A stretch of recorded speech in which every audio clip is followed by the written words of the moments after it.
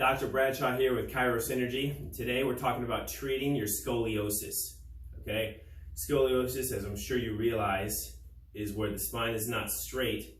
It actually curves like this, and the spine curves back like this. So you get this S-shaped curve going in your spine.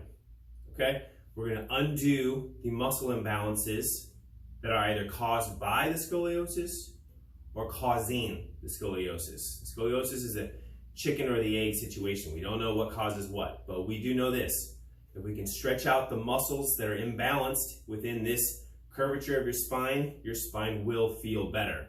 Hundreds of my patients who have dealt with this problem have done these stretches and said that feels great. And they do it regularly because their scoliosis is there, something you just learn to live with. So these will become your best friend, all right? You're just gonna need a stool, maybe a step stool about this tall, to do these, all right? We're gonna run through 4 different exercises that I want you to do. We're gonna start with the first one. The key is this: you have to know from me which of your legs is shorter, okay? So because of your scoliosis and this curvature, it causes one hip to raise up and therefore giving you the idea that that leg is short, okay?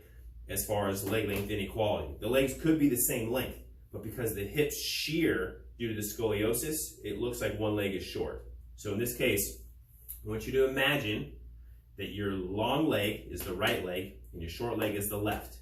Now, if I've given you this stretch, I have told you very clearly which one is your short leg, all right? So in this case, if your left leg is short, this is how the exercise would go.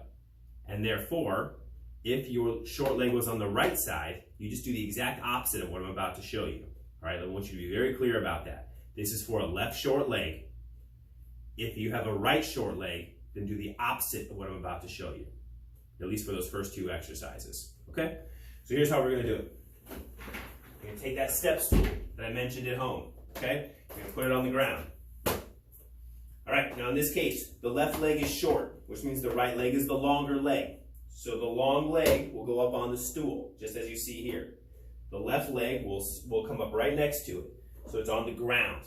So the short leg is on the ground. You're going to take the hand and arm corresponding to the long leg side. So the right long leg, the right arm reaches down. So you place it on top of your foot. And you're going to take the other arm that's free, you're going to reach up towards the ceiling and twist like this. Okay, you're going to hold that for 5 deep breaths. And you're going to come out of it. And you're going to do part 2. Part 2 doesn't involve the stool. Part 2, you just need an open spot on the floor. So you're going to take the long leg, which in this example is the right leg. You're going to put it out in front of you, so you're kind of like this, so the hips are pretty far apart. The right toes are pointing this way, and the left toes are pointing just a little bit out obliquely this way. Okay, they're not pointing forward, but they're not pointed out to the side this way. They're kind of in between at this oblique angle. All right? So you're going to bend this front knee. So you lunge forward like this. This back leg stays straight. The arm on the long leg side goes straight up to the ceiling. And the arm on the short leg side reaches back towards the back wall this way. And you look back to the back wall. And you hold this position for 5 deep breaths.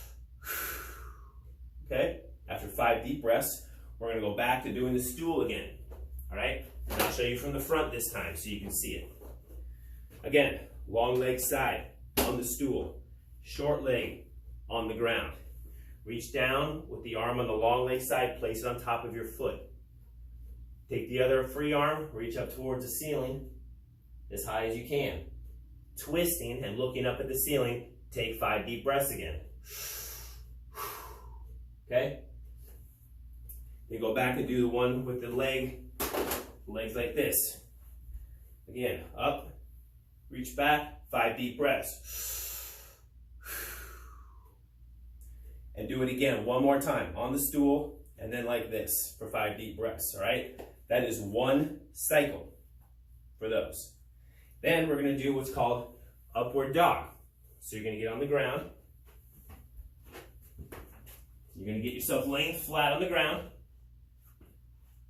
And you're going to put your hands underneath your elbows and your shoulders so you can push up like this, okay? The back feet are flat, You're just laying on your legs, laying flat, you're pushing your shoulders back. And you hold this for 5 deep breaths.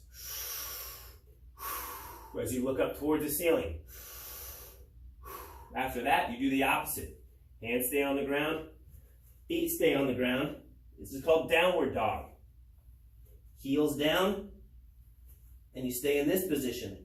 Again, for 5 deep breaths. Okay? And then you do it again. Upward dog, 5 deep breaths. Downward dog, 5 deep breaths. And then you're going to do that one more time. Upward dog, downward dog. That whole thing needs to be done twice a day. Okay? You can do it more if you like, but minimum twice a day. This will help undo that curvature we talked about, where the spine is doing this. It takes that and it stretches out those muscles, so it helps it straighten out more so. And if you do this on a regular basis, you'll feel like you never really get that real curled up tension in your spine, because you're constantly undoing, as much as you can, the imbalances in those scoliotic curvature of the muscles. Okay? So this is pretty in-depth. If you have questions, feel free to email me. But this is the best way you can treat that scoliosis in terms of stretching muscles on your own. All right, have fun.